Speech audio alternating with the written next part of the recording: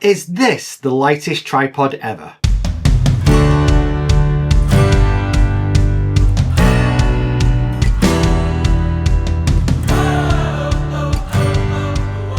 Hi, my name is Rich Dyson from Edinburgh Photography Workshop, and this is Coffee Break Photography.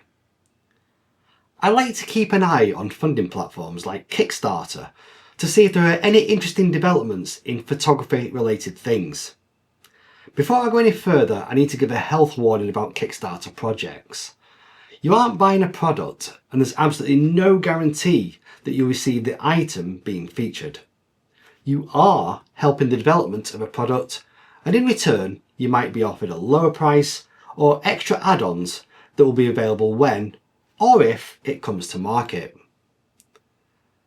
There are some Kickstarter sellers you can almost rely on.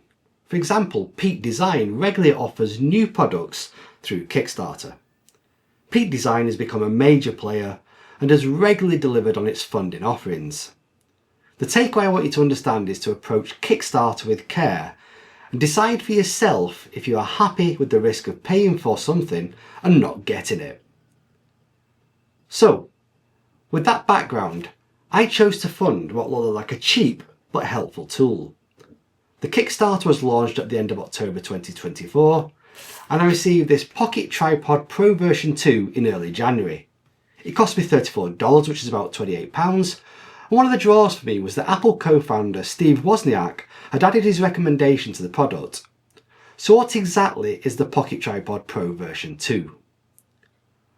Well, let me tell you what it isn't first. It isn't a tripod for our mirrorless and DSLR cameras.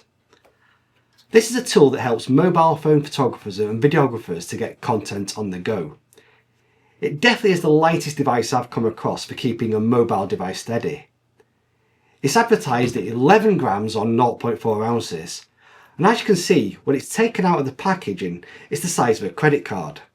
So let's see how this slimline card shape quickly transforms into a clever tool for stabilising your mobile device.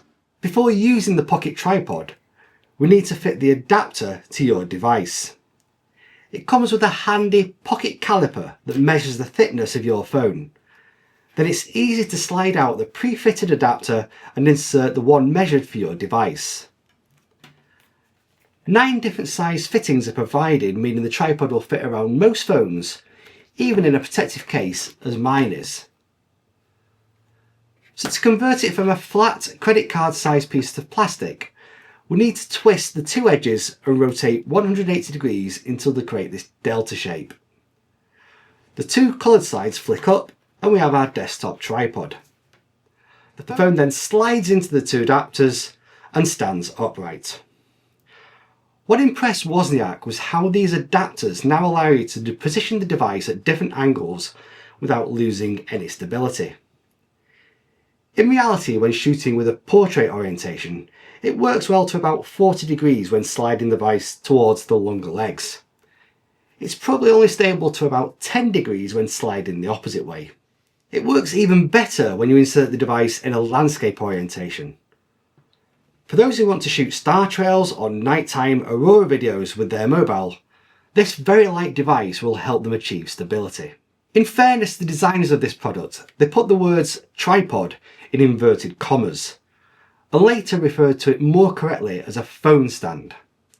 However, if you want to mount the device onto a stand, it comes with 2 1/4-inch threads.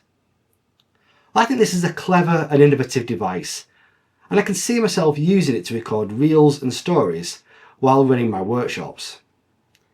It's also useful for hill walkers and mountain climbers who want a stable device for shooting sunrises and sunsets without the weight of a proper camera and tripod.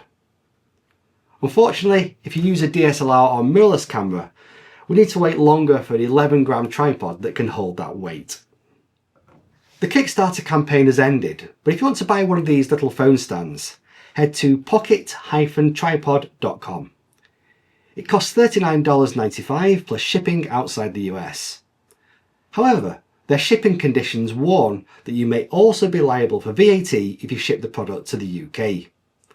I seem to have escaped this, but bear in mind that you may be adding 20% to the cost. If you've enjoyed this video, it would be great if you could like it and share it by clicking on the thumbs up button below the video. That way, a few more people will get to see it.